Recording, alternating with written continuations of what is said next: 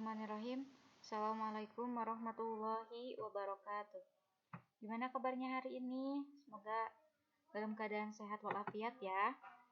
Oke, hari ini kita mulai lanjut ke bab selanjutnya, yaitu bab 3 tentang pencemaran lingkungan. Nah, kemarin kita udah belajar tuh tentang organisasi kehidupannya, terus udah belajar juga tentang interaksi daripada lingkungan dengan organisasi kehidupan. Nah, sekarang kita berbicara tentang pencemaran lingkungan. Apa sih yang disebut dengan pencemaran lingkungan? Pencemaran, kalau lingkungan kemarin kita udah belajar. Tapi pencemaran apa sih? Pencemaran adalah di mana keadaan lingkungan itu sudah tidak seperti biasanya ataupun sudah terkontaminasi. Jadi lingkungannya itu sudah tidak asri kayak gitu. Jadi bisa dikatakan juga kalau misalkan pencemaran lingkungannya sudah tingkat tinggi, itu udah tidak bisa kita hidup di lingkungan tersebut. Oke, itu dari segi definisinya. Nah, coba lihat gambar yang Ustazah tampilkan. Bagaimana menurut pendapat kalian tentang gambar-gambar di bawah ini? Coba dilihat. Menjijikkan kan? Lihat di mana-mana sampah dengan air yang sangat kotor. Gimana kita tahu airnya sangat kotor? Karena terlihat berwarna hitam. Jangankan untuk meminumnya, untuk hanya sekedar memegang saja sepertinya udah enggan ya, takut terkena banyak penyakit. Nah, ini tapi anehnya, meskipun pencemaran lingkungan ini sudah sangat banyak ya di daerah kita, bahkan terkadang juga inilah yang menyebabkan banjir, tapi kenapa gitu? Tidak ada kesadaran dalam diri kita untuk membuang sampah sembarangan atau membuang limbah-limbah pada tempatnya. Nah, itu yang memang harus kita sadari sejak sekarang, biar lingkungan kita tetap terjaga. Oke, sekarang kita lanjut ya. Nah, di sini kita akan membahas tentang jenis-jenis pencemaran lingkungan. Apa saja sih jenis-jenisnya? Yang pertama itu pencemaran air. Pencemaran air tadi yang udah Ustazah lihat gambarnya, yaitu adalah suatu perubahan keadaan di suatu tempat penampungan air seperti danau, sungai, laut, dan air tanah akibat aktivitas manusia. Nah, kenapa aktivitas manusia? Karena terkadang manusia itu sering banget melakukan misalkan kayak pencemaran lingkungan di air itu, kayak misalkan buang sampah ke selokan. Itu adalah pencemaran air. Terus juga misalkan membuang limbah. Contohnya limbah kalau misalkan kita bikin tahu. Nah, tahu itu kan nanti akan mengalirkan limbah ya. Nah, itu kadang dialirkannya pasti ke sungai. Itu akan mengakibatkan bau yang sangat menyengat. Nah, ini adalah orang-orang siapa lagi yang melakukan hal tersebut? Ya tidak lain dan tidak bukan adalah kita sendiri sebagai manusia. Karena kan sudah jelas ya dalam Al-Quran juga bahwa yang menyebabkan kerusakan di darat dan di laut itu adalah manusia, oleh tangan manusia. Itu juga udah jelas, itu Allah udah menerangkan hal seperti itu. Tapi bagaimana kita sekarang bisa bersikap untuk meskipun mencemari tapi diminimalisir gitu untuk tingkat pencemarannya. Ini adalah salah satu pencemaran air. Yang kedua adalah pencemaran udara. Ini pencemaran udara udah bener-bener susah untuk perkikis lagi. Karena apa? Karena pencemaran udara ini udah di mana-mana. Sedangkan untuk pohon-pohon sendiri yang memang pohon ini mengkonsumsi karbon dioksida terus-terusan dibabat habis. Salah satu contohnya misalkan di Kalimantan. Sejak kapan di Kalimantan ini sering terjadi banjir? Baru tahun kemarin Kalimantan Selatan itu terjadi banjir. Berarti apa? Why gitu kan? Apa yang menyebabkannya? Kenapa gitu? Karena pohon-pohon yang ada di Kalimantan sekarang sudah tidak ada. Dan ini akan mengakibatkan banyak sekali efek domino. Pertama, pencemaran udara. Karena tidak ada lagi pohon yang membutuhkan karbon dioksida yang bisa mengubah karbon dioksida menjadi oksigen. Yang kedua, tadi terjadinya banjir. Karena kan tidak ada lagi yang menjadi drainase ataupun menjadi penyerap air-air ketika curah hujan tinggi. Nah, pencemaran udara adalah suatu kondisi di mana kualitas udara menjadi rusak dan terkontaminasi oleh zat-zat baik yang tidak berbahaya maupun yang membahayakan kesehatan tubuh manusia. Nah, contoh zatnya ada karbon monoksida, nitrogen oksida, sulfur oksida, ozon, hidrokarbon, klorin, partikulat, dan juga timah. Tapi ini untuk pencemaran udara yang paling banyak itu di kawasan industri, yaitu kawasan Jakarta, terus Karawang, Bekasi, itu sangat lumayan ya untuk kondisi pencemaran udaranya, karena memang di situ adalah kawasan-kawasan industri dan juga pohon-pohon itu sudah sangat jarang gitu untuk pencemaran udara ini. Selanjutnya, pencemaran daratan atau pencemaran tanah. Nah, pencemaran tanah adalah keadaan di mana bahan kimia buatan manusia masuk dan berubah lingkungan tanah alami. Maksudnya gimana? Contohnya seperti ini. Kenapa sih kalau misalkan orang tua kalian itu adalah seorang petani, pasti kalian juga tahu. Setiap orang tua kalian menanam sesuatu ataupun menanam sayur mayur pasti harus dikasih pupuk. Nah, terkadang pupuk ini bukanlah pupuk organik, tapi pupuk kimia. Seperti misalkan contohnya pupuk urea. Pupuk urea adalah pupuk kimia. Lama-kelamaan kalau misalkan terlalu banyak terus dipupuk, maka unsur-unsur hara ataupun unsur-unsur yang memang ada di dalam tanah yang seharusnya ada itu akan mulai terkikis.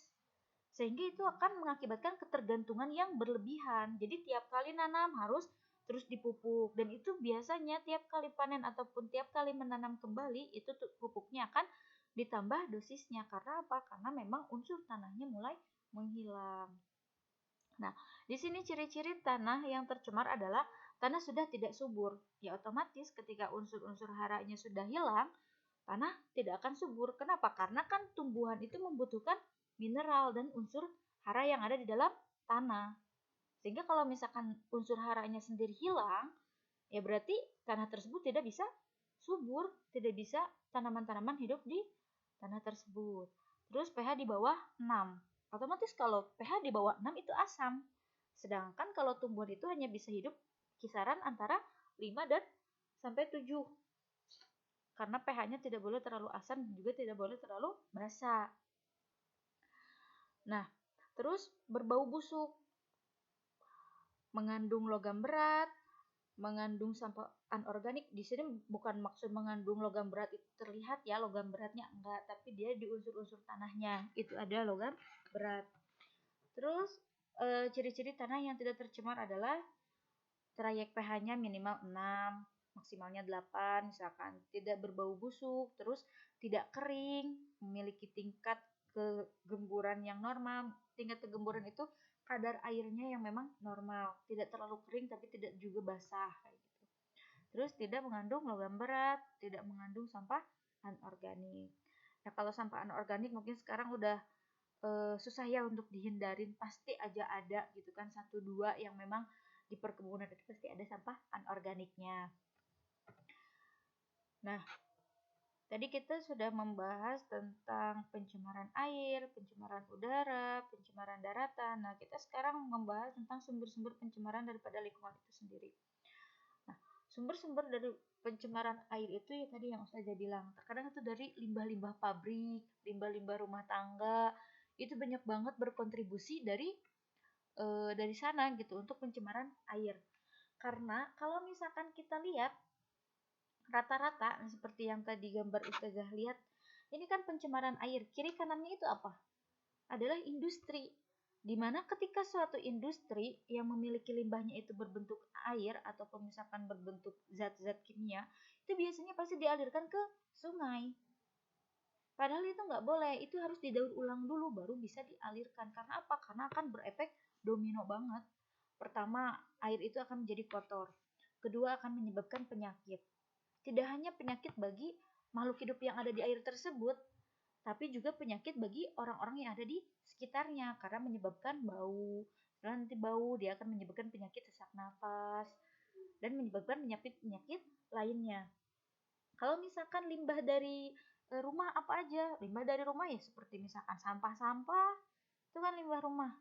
Terus dari sampah organik maupun non organik itu nggak boleh sebenarnya dibuang ke selokan ataupun ke sungai-sungai. Seharusnya itu didaur ulang terlebih dahulu. Terus sumber dari pencemaran udara, tadi juga udah Ustazah singgung, ini rata-rata dari kendaraan-kendaraan yang dimiliki oleh kita pun itu salah satu penyumbang dari pencemaran udara. Nah, kenapa sekarang banyak banget, bukan banyak banget ya, sering kali kita mendengar bahwa cuaca itu sudah tidak bisa diprediksi lagi. Nah, salah satunya karena lapisan ozon, di sini ada nih pencemarannya itu, lapisan ozon itu semakin menipis karena pencemaran udara dan pencemaran terlalu tinggi kayak gitu. Oke. Terus selanjutnya pencemaran daratan. Itu juga tadi Ustazah udah bahas ya tentang pencemaran daratan. Salah satu yang paling banyak mengganggu adalah dengan terlalu banyaknya mengkonsumsi, bukan pestisida ya, apa tadi namanya, pupuk non organik ataupun pupuk kimia, sehingga unsur-unsur di dalam tanah lama kelamaan akan menghilang. Nah, bagaimana sih cara untuk mengatasinya? Cara untuk mengatasinya yaitu harus dikembalikan lagi secara alami. Itu balik lagi ke pupuk organik, misalkan itu salah satu caranya. Terus dengan dibantu dengan bakteri, itu kan bakteri ada juga ya, bakteri yang memang khusus bisa mengembalikan lagi kegemburan tanah dan kesuburan tanah. Oke, sekarang tentang dampak pencemaran lingkungan. Nah, dampak pencemaran lingkungan ini salah satunya adalah tercemarnya udara, udah jelas. Tercemarnya udara akan mengakibatkan kita sesak napas, sakitnya pernapasan kita, ataupun misalkan kurangnya oksigen, sehingga kita nanti mungkin kita akan sangat sulit mendapatkan oksigen. Maka banyak-banyaklah bersyukur ketika sekarang kita oksigen gak usah beli, oksigen masih bebas gitu kan. Coba bayangkan kalau misalkan nanti lapisan oksigennya semakin menipis. Mungkin kita akan rebutan hanya gara-gara oksigen. Terus kerusakan hutan, udah jelas kalau misalkan pohon-pohon terus ditebangin, terus nanti akan mengakibatkan banjir, terus akan erosi, akan terjadinya akan terjadinya longsor, terus juga akan semakin banyaknya tercemarnya udara, kerusakan pesisir laut, terus tercemarnya daratan, tadi tanah, terus tercemarnya perairan. Itu adalah dampak-dampak dari pada pencemaran lingkungan. Nah, terus apa yang harus kita lakukan sekarang? Nah, yang harus kita lakukan sekarang adalah meminimalisir untuk pencemaran tersebut. Ya, kita belum mampu untuk mencegah secara keseluruhan, tapi meminimalisir dari diri kita sendiri. Minimal jangan buang sampah sembarangan. Nah, itu yang paling terkecil. Terus, misalkan kalau ada sampah, kita harus pisahkan sampah organik dan juga organik. Terus kalau misalkan bagus nggak sih sebenarnya kalau misalkan sampah plastik itu dibakar? Ya memang bagus, tapi harus didaur ulang dulu, misalkan dibikin apa. Kalau semasih sampah-sampah itu bisa didaur ulang untuk dijadikan bahan-bahan ataupun hal-hal yang lebih bermanfaat, itu lebih baik didaur ulang daripada harus dibuang begitu saja. Sekarang kan banyak ya pegiat-pegiat gitu kan, ataupun orang-orang yang memang mengatasi pencemaran lingkungan itu. Nah, itu aja paling ya pesan dari Ustazah. Pokoknya masih dari sekarang kita harus sama-sama mulai meminimalisir untuk pencemaran lingkungan. Karena apa? Karena kita sekarang yang baru hidup di abad 2, mau memasuki abad 21 saja, sudah sangat merasakan banget gitu kan akibat daripada efek samping dari pencemaran lingkungan ini. Bayangkan jika 20 tahun atau 30 tahun ke depan, atau bahkan misalkan 1 abad ke depan, mungkin bumi ini sudah tertutupi oleh berbagai macam plastik ya, ataupun berbagai macam pencemaran lingkungan. Kalau misalkan kita dari sekarang tidak mampu untuk menjaganya, makanya yuk sama-sama kita untuk menjaga lingkungan. Lingkungan ini memang mungkin bukan milik kita, tapi kita yang tinggal di sini. Jadi kita harus sama-sama menjaganya. Oke, itu aja yang bisa Ustazah sampaikan. Kurang lebihnya mohon maaf. Ustazah ingetin lagi, semua tugasnya segera diselesaikan. Ustazah tunggu sampai minggu sekarang ya. Oke, kurang lebihnya Ustazah mohon maaf. Assalamualaikum warahmatullahi wabarakatuh.